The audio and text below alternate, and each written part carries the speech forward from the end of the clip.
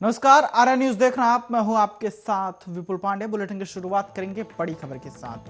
बता दें कि बड़ी खबर आपको, भारत ने इंग्लैंड को 317 रन से हराया है। जहां पर भारत इंग्लैंड के बीच टेस्ट सीरीज 1-1 पर बराबर हुआ, तो वहीं दूसरी तरफ आपको ये बता दें कि पहली पारी में 329 तो दूसरी पारी में 286 रन। दूसरी पारी में अक्षर पटेल को 5 विकेट मिले हैं। इस वक्त की बड़ी और अहम खबर हम आपको बता रहे हैं, जहां पर भारत ने इंग्लैंड को 317 रन से हराया है। जिसके बाद जो भारत में क्रिकेट के दर्शक हैं, उनमें काफी खुशी की लहर देखी जा रही है।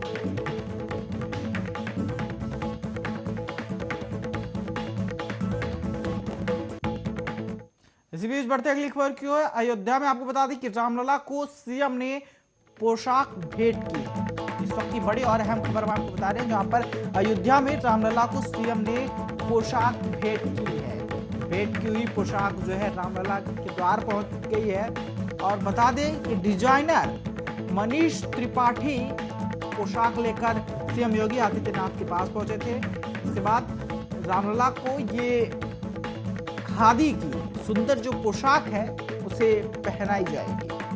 मौके पर अयोध्या में श्री राम जन्मभूमि में विराजमान रामलला के लिए खास पोशाक तैयार की गई है। आपको बता दें कि रामलला के लिए खादी के वस्त्र बनाए गए हैं। राज्य के खादी और ग्रामोद्योग बोर्ड ने इस पोशाक को मिलकर तैयार किया है।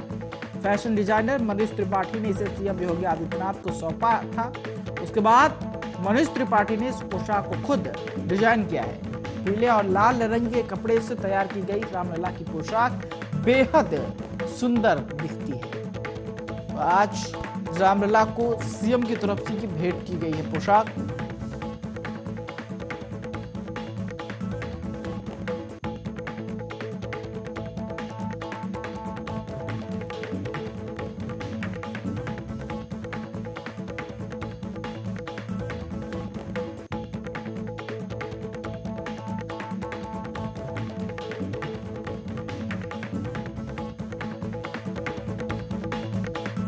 बढ़ते हैं खबर की ओर। मध्य प्रदेश के सीधी में बड़ा सड़क हादसा हो गया। बता दें कि सतना जा रही यात्री बस नहर में जा गिरी, जिसमें 4 लोगों की मौत हो गई है, जबकि बस में 60 से अधिक यात्री सवार थे। नहर से 7 यात्रियों को निकाल लिया जा चुका है। मिली जानकारी के मुताबिक बस सतना की ओर जा रहा था, तभी अचानक सीधी स्थित रामपुर नैगिन थाना क्षेत्र के पटना पुल पर बस अनियंत्रित होकर पलट गई। घटना की सूचना मिलते ही प्रशासनिक टीम मौके पर पहुंची और उन्होंने रेस्क्यू ऑपरेशन शुरू कर दिया है। जहां तक जानकारी मिल रही है, 7 लोगों को बाहर निकाला गया है। इसमें 4 की मौत हो चुकी है। वहीं बस में करीब आपको बता दें कि 54 लोग सवार थे, जिसमें 7 लोगों को बाहर निकाला गया है और बाकियों की तलाश अभी पुलिस कर रही है। अंदाजा ये लगाया जा रहा है कि इस हादसे में संभावना ये भी जताई जा रही है कि कई लोगों की मौत हो सकती है। दरअसल जो ड्राइवर था उसने जो बस चला रहा था, बस अनियंत्रित हो गई, जिसके बाद ये पूरा हादसा हुआ है। इसमें अभी तक 4 लोगों की मौत होने की खबर सामने आई है। हालांकि आपको ये बता दें कि अभी रेस्क्यू ऑपरेशन जो है जारी है। ये आंकड़े बढ़ भी सकते हैं। एमपी के सीधी में ये हादसा हुआ है, जहां पर एक बस जो है वो नहर में गिर गई है और जो बस में यात्री सवार थे, कुछ यात्रियों को चोटें आई हैं, तो कुछ यात्रियों की मौत हुई है। हालांकि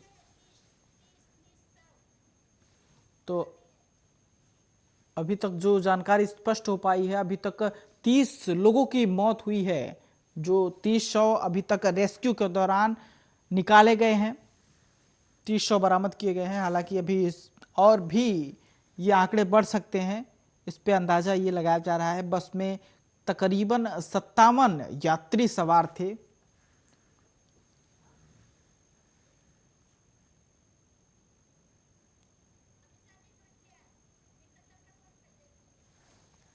आपको बता दें कि इस पूरे मामले पर वहां के मुख्यमंत्री, मध्य प्रदेश के मुख्यमंत्री शिवराज सिंह चौहान ने भी दुख जताया है।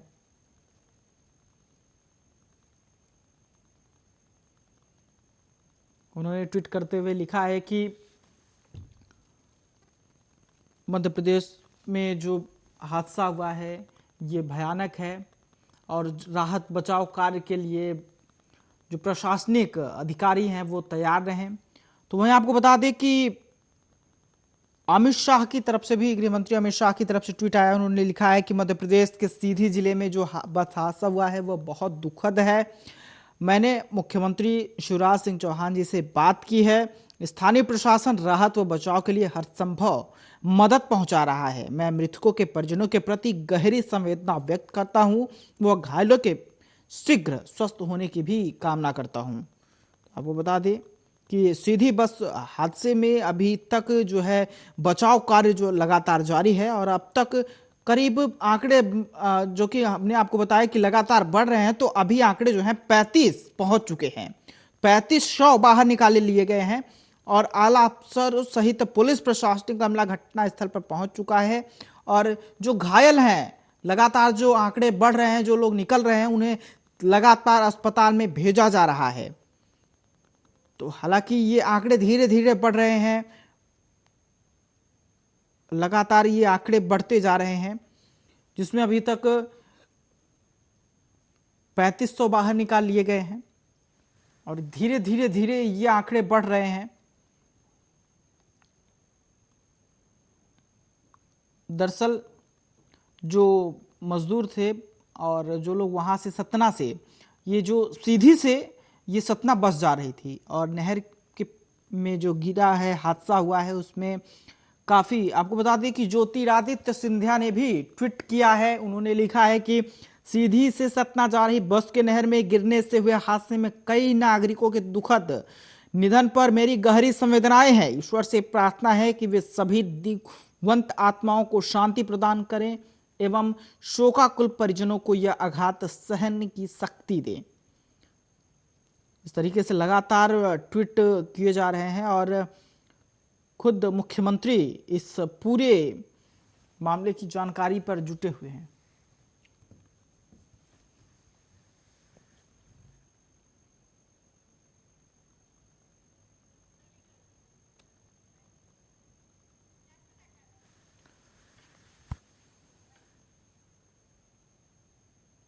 बढ़ते हैं अगली खबर को। राष्ट्रीय स्वयं संघ सेवक प्रमुख मोहन भागवत मंगलवार सुबह बॉलीवुड अभिनेता मिथुन चक्रवर्ती से मिलने मुंबई स्थित उनके घर पहुंचे। भागवत और मिथुन की इस मुलाकात से उनके बीजेपी ज्वाइन करने की अटकलों का बाजार फिर से एक बार गर्म हो गया है। इससे पहले आपको बता दें कि अक्टूबर 2019 में भी भागवत ने मिथुन से मुलाकात की थी। मिथुन चक्रवर्ती अक्टूबर 2019 में नागपुर स्थित आरएसएस कार्यालय भी गए थे, जिसके बाद उनके बीजेपी में शामिल होने की खबरें सामने आई थी। उन्होंने संघ से संस्थापक डॉक्टर हेडगेवार की प्रतिमा पर पुष्प अर्पित किए थे और मोहन भागवत से भी मुलाकात की थी। मिथुन चक्रवर्ती को तृणमूल कांग्रेस ने पश्चिम बंगाल से राज्यसभा भेजा था। हालांकि लगातार सदन से अनुपस्थिति रहने के कारण मिथुन ने खुद ही राज्यसभा की सदस्यता से इस्तीफा दे दिया था। इसके बाद से ही मिथुन की बीजेपी से नजदीकियां बढ़ने की खबरें लगातार सामने आती रही हैं, जिसके बाद एक बार फिर खबर सामने आ रही है जिस तरीके से मिथुन के घर आरएसएस प्रमुख पहुंचे हैं। अटकलें तेजी लगाई जा रही हैं कि कहीं बीजेपी ज्वाइन तो नहीं करेंगे। हालांकि अभी तक ये स्पष्ट नहीं हो पाया है, लेकिन सुर्खियां जो हैं बनी हुई हैं।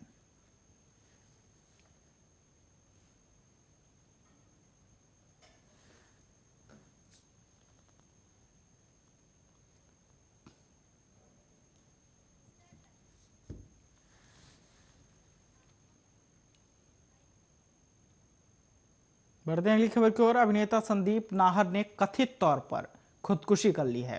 संदीप ने MS Dhoni, the untold story और केसरी जैसी कई फिल्मों और कई टीवी सीरियल्स में काम किया था।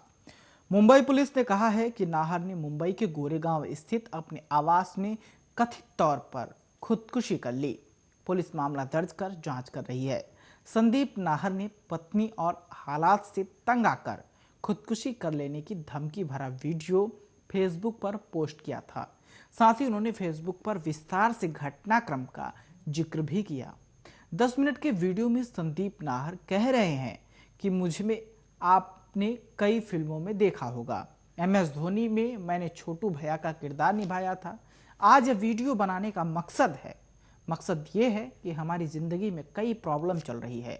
मैं दिमागी तौर पर स्टेबल नहीं हूँ। इसकी वजह मेरी पत्नी कंचन शर्मा है। 1.5-2 साल में मैं ट्रामा से गुजरा हूँ। वीडियो शेयर करते हुए संदीप ने #सुसाइड #नोट, जिसके बाद उनकी मौत हो गई। आपको बता दें कि मौत से पहले क्या कुछ उन्होंने कहा, आप भी सुनिए।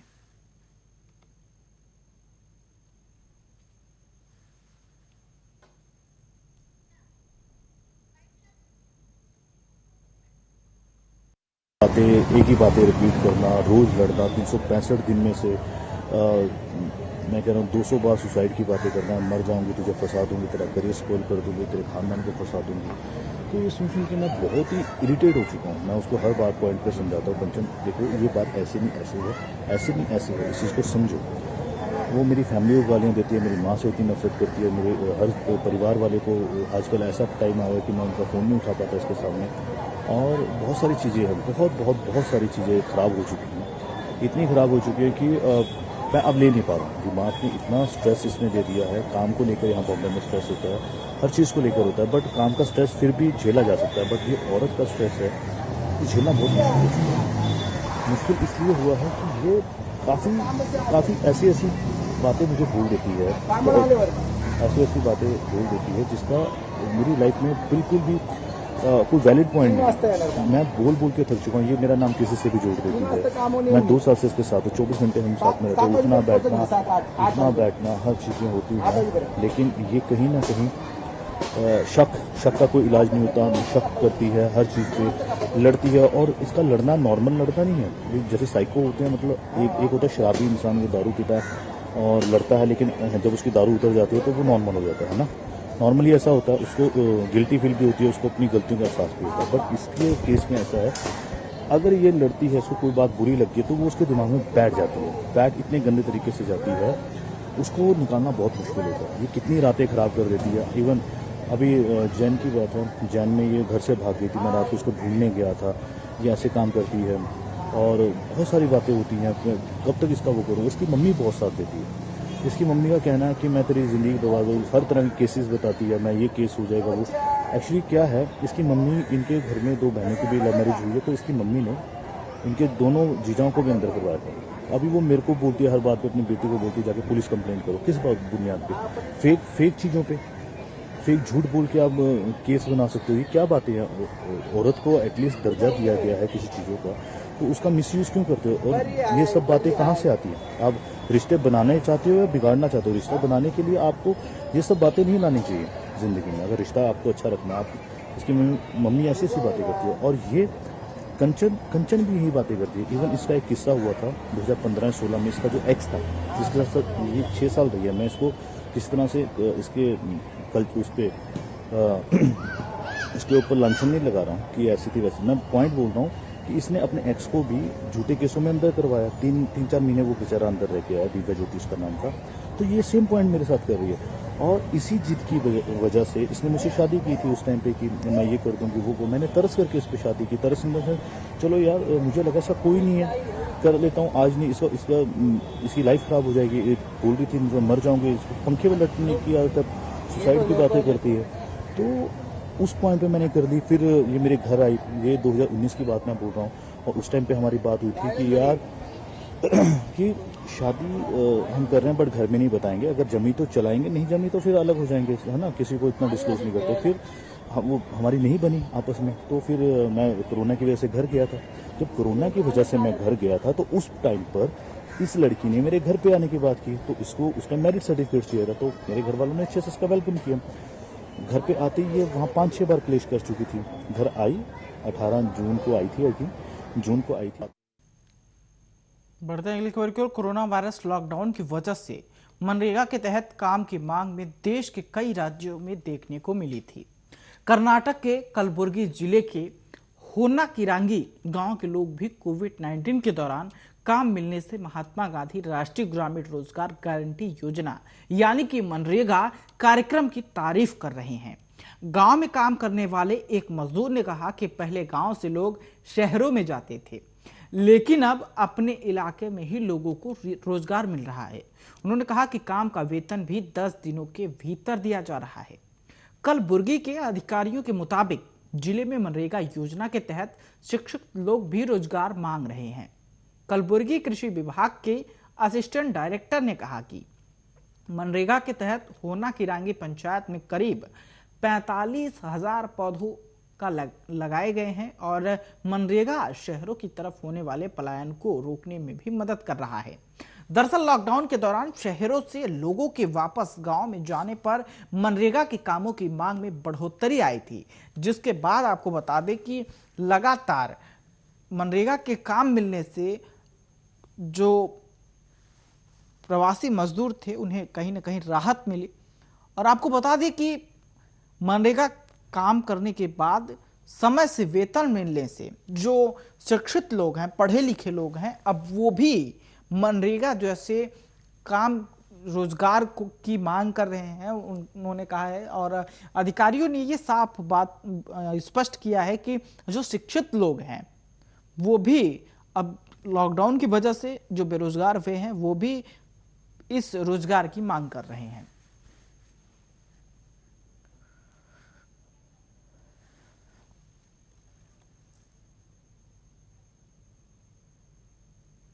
बढ़ते हैं अगली खबर की ओर। पेट्रोल और डीजल की कीमतें लगातार 8वें दिन बढ़ गई।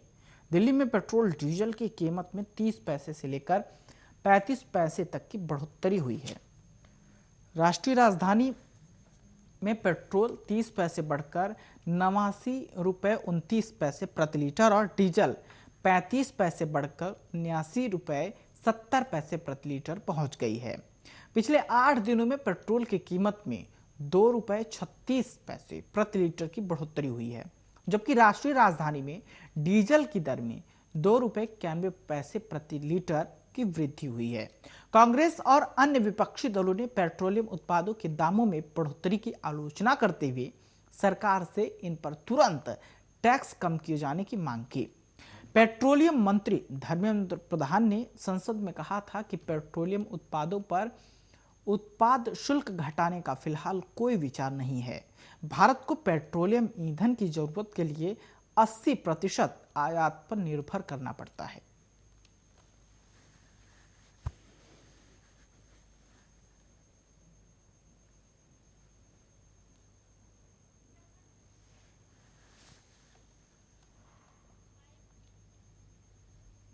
बढ़ते हैं अगली खबर की ओर। उत्तराखंड के चमोली जिले में 7 फरवरी को ग्लेशियर टूटने के बाद आई आपदा में प्रभावित लोगों के लिए राहत अभियान लगातार जारी है। आपदाग्रस्त क्षेत्र में 58 मानव शव एवं 22 मानव अंग बरामद किए गए हैं। इनमें से 28 शव और 1 मानव अंग की पहचान हुई है। अभी तक विशेषज्ञ डॉक्टरों व डीएनए एक्सपर्ट्स की मदद से 56 मृतकों के डीएनए सैंपल लिए जा चुके हैं। उत्तराखंड के डीजीपी अशोक कुमार ने कहा है कि वह उम्मीद कर रहे हैं कि अगले 3 से 4 दिनों में आपदा प्रभावित चमोली में बचाव अभियान समाप्त हो सकता है। अगर जरूरत पड़ी तो बचाव अभियान और अधिक दिनों तक जारी रह सकता है। ऋषिगंगा जल प्रलय के 10वें दिन तपोवन जल विद्युत परियोजना की निर्माणाधीन सुरंग में मलबा हटाने का कार्य लगातार जारी है। परियोजना के बैराज की ओर मलबा जमा है, जिसमें शव के दबे होने की भी अभी भी आशंका जताई जा रही है।